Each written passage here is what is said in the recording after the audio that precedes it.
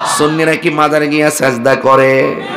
যারা বলে আমরা মাজারে গিয়ে সেজদা করি তারা মিথ্যা কথা বলে, আমাদের উপরে জুলুম করে, আর মানুষের মধ্যে আমাদেরকে কালার করার জন্য একটা গোষ্ঠী বানায় রাখতে চায়। ওরা বুঝাইতে চায় আমরা মনে হয় মাজার পূজারি, আসলে আমরা মাজার পূজা করি না, আমরা সব সময় মাজার জিয়ারত করি। কথা বলেন ঠিক কিনা? জিয়ারত আর ইবাদত এক জিনিস না। জিয়ারত করি আল্লাহর ওলির মাজারে, ওই মাজারে যাই আল্লাহর কাছে বলি আল্লাহ তোমার বন্ধুর উসিলায় তুমি আমাদের দোয়া কবুল করো। আপনারা জবান খুলে বলেন বন্ধুর উসিলা ধরা জায়েজ আছে না নাই? আর জোরে বলুন আছে না নাই? আমরা জীবনেও মাজারে গিয়ে সেজদা করি না। যারা মাজারে গিয়ে সেজদা করে আমরা তাদেরকে পছন্দ করি না। এই জন্য যারা মাজার ভাঙতে যায় ভুলেও মাজার ভাঙতে যাবেন না। এই দেশের মধ্যে ইসলাম এনেছেন আল্লাহর ওলিগণ, আল্লাহর ওলিরা ইসলাম এনেছেন। ওলিগণ এই দেশের মধ্যে এসে জঙ্গল পরিষ্কার করে মানুষের মঙ্গল করেছেন। কথা বলেন ঠিক কিনা?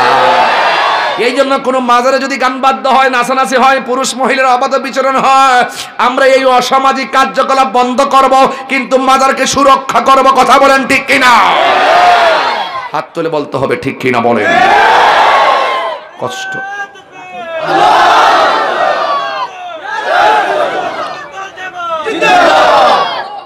আল্লাহু আকবার জোরে বলেন। আমি এত সুন্দর কথা বলার চেষ্টা করতেছি, আমরা কি মাজারে গিয়ে সেজদা করি? নাচানাচি করি? কোনো গান বাদ্য করি? তাহলে আমাদেরকে মাজার পূজারি বলেন কেন? তাহিরকে মাজার পূজারি বলেন কেন? ফেসবুকের মধ্যে লেখেন কেন? বলেন কেন? এবং অন্যান্যদেরকে বলেন কেন? সুন্নিদেরকে ট্যাগ লাগায়। কথা কোন ঠিক কিনা বলেন? সাধারণ পাবলিকদের ইমোশনকে ব্ল্যাকমেইল করে আমাদেরকে একটা প্রশ্নের কাতারে রেখে নিজেরা সাধু সেজে আমাদেরকে কালার করতে চায়। কথা বলেন ঠিক কিনা? তাহির হুজুর কি জানতেন কোনো মানুষ? আমি কি সত্য বলতে ভয় পাই? আমি কি লাল চক্ষুকে ভয় পাই? অনেকে তো মনে করছে তাহির হুজুর এখন যাবো ইটালি। তাহিরকে ভেগে যাওয়ার মতন প্লেয়ার, হারিয়ে যাওয়ার মতো প্লেয়ার। আমি কি লাল চক্ষুকে ভয় পাই? আমরা সুন্নিরা লাল চক্ষুকে ভয় পাই না। আমাদের চোখের মধ্যে আছে মদিনাওয়ালার সবুজ গম্বুজের দৃশ্য।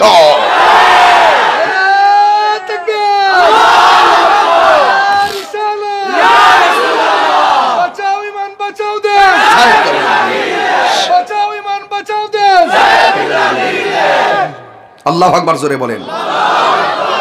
সেদিনে দেখেছি তালামিজের একজন ছাত্রকে আঘাত করা হয়েছে। আমি অত্যন্ত ব্যথিত হয়েছি, আমি অত্যন্ত কষ্ট পেয়েছি। আপনার সাথে আমার মতাদর্শের ভিন্নতা থাকতে পারে, মব ক্রাইসিস, মব সংস্কৃতি বন্ধ করতে হবে।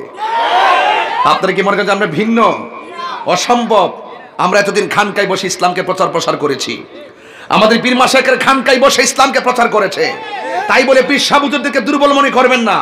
আমরা যখন খানকার তসবিহ বালিশের উপরে রেখে রাজপথে নেমে যাব, পালাইবার সুযোগ পাবেন না বলে দিলাম।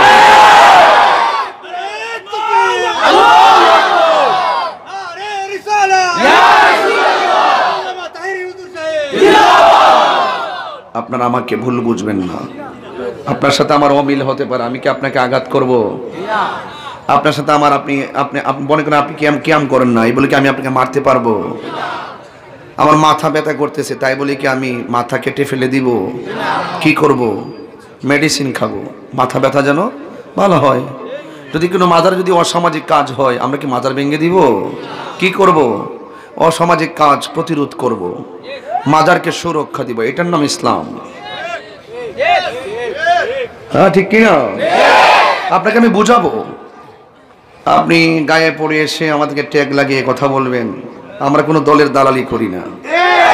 আমরা যখন দেখি একটা লোক নবীকে ভালোবাসে, সে যে কোনো দল করুক, রাজনীতি দল করুক, সেই লোকটাকে আমরা ভালোবাসি। এটাকে মনে করবেন না যে আমরা রাজনীতি করতেছি। রাজনীতি করলে আজ থেকে প্রায় 10 বছর আগেই যাইতে পারতাম জায়গা মতো। কথা বলেন ঠিক কিনা? ফলোয়ার কি কম আছে বাংলাদেশে? এখনো যে কথা বলি, নিরাপত্তা নিয়ে কথা বলতেছি, নিরাপত্তা নিয়ে কথা বলতেছি। কত নিরাপত্তা, এটা আমাদের দেশের নিরাপত্তা, আমার মৌলিক অধিকার। ঠিক কিনা বলেন? আপনার সমাজের নিরাপত্তা, অর্থনীতির নিরাপত্তা, সুস্বাস্থ্যের নিরাপত্তা, জানের নিরাপত্তা, এগুলো দিতে হবে। মব ক্রাইসিস এগুলা ডিলিট করতে হবে। আইন হাতে তুলে নেওয়া যাবে না। আইন যদি হাতে তুলে নেন, একদিন হয়তো ছিনতাইকারীকে ধরে মারলেন, আরেকদিন দেখবেন ব্যক্তিগত রেশারেশি ধরে ছিনতাইকারী হিসেবে চালিয়ে দিবে, তাকে মেরে ফেলবে। এটা ভালো সংস্কৃতি না। আপনি আইন আছে, প্রশাসন আছে, প্রশাসন ছাড়া আপনারা তো অনেকে প্রশাসনকে বহুত কথাই বলেন, প্রশাসন ছাড়া দেশ চালাইবেন আপনারা? আইনকে শ্রদ্ধা করুন।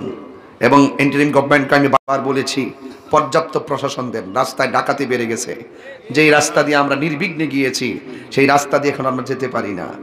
কথা বলেন ঠিক না বেটি? শুধু মুখের মুখে এসির নিচে বসে কথা বললে হবে না, এটা বাস্তবে প্রতিফলন দেখাতে হবে। সবাই মিলে দেশটাকে সুন্দর করে সাজাতে হবে। আর ক্ষমতায় কেউ আসবে কেউ যাবে, এখানে আপনার কোনো কারিশমা নাই। উপর থেকে বাজেট হয়, কে কদিন থাকবে। হ্যাঁ, আপনি যদি এরকম করেন আপনিও আবার যাবেন, এটাই বাস্তব। মান হাফারা হুফিরা হ্যাঁ কামা তাদিনু তুধানে। আপনি আরো ভালো হতে চেষ্টা করবেন। আপনি যদি সেই বিগত দিনের পথ বেছে নেন, মনে রাখবেন যে অন্যায়কারীর পথ যদি আবার আপনি বেছে নেন, সে আপনার একই অবস্থাই হবে। কথা বলেন ঠিক কিনা? তাহলে আমি বলি কি, সেটা আমিও হতে পারি। আমি যদি অন্যায় করি আমারও শাস্তি হতে পারে কিনা বলেন? তা আপনি রমজানে রোজা না রেখে আপনি মানুষের সামনে ধূমপান করবেন, আমি কি আপনাকে সালাম দিব? আপনি রমজান মাসে রোজা না রেখে আপনি হোটেলে যাইয়া পর্দার ভিতরে ঢুকে সুন্দর করে দিনের বেলা খাবেন, আর আপনি ঈদগার মাঠে প্রথম কাতারে গিয়ে পাতলা সাদা পাঞ্জাবি পরে সেন্টু গেঞ্জি লাগাইয়া গিয়ে হাতে ব্যাস্তাট লাগাইয়া প্রথম কাতারে বৈশা বলবেন, ইমাম সাহেব নামাজ কয়টার সময় শুরু হইব? এইরকমও রোজাদার আছে, হে রোজা থাকে না, ঈদগার মাঠে যায় সর্দারি করে। আছে না নাই? বলে না কেন? আছে কি না বলেন? আছে। হ্যাঁ, এইগুলো আমরা পছন্দ করি না। এই জন্য যা সত্য তাই বলার চেষ্টা করবো ইনশাল্লাহ। বলেন আমার কথা কি আপনাদের খারাপ লাগতেছে? বিষয় কি কোনো উল্টা পাল্টা বলতেছি নাকি? আবার আপনাদের রাস্তায় গেলে কেউ ধরে টরে এরকম কেউ আছে নাকি? ধরেন, অসুবিধা 10-12 দিন রাখেন, রাখে খাওয়া টাওয়াই বিদায় করেন, অসুবিধা না, কিন্তু মাইরেন না, মারামারি বন্ধ করেন। সব আমরা বাংলাদেশের মানুষ, দিন শেষে আমরাই প্রতিবেশী। গোটা মুসলমানগুলো একটা দেহের মতো। আপনি ক্ষমা করেন, ক্ষমার নাম ইসলাম। কথা বলেন ঠিক কিনা? প্রতিশোধের নাম ইসলাম নয়। খবরদার রোজা রাখবেন। আল্লাহ বলছেন এভাবে যে তোমাদের সামনে যখন এই রোজার মাস আসে, উপস্থিত হয়, তোমরা রোজা রাখো। তাহলে এই রমজান মাসটা কেবল চলে আসছে, ঠিক কিনা বলেন? তো অনুরোধ করে বলবে, ইবাদত পাওয়ার মালিক কে?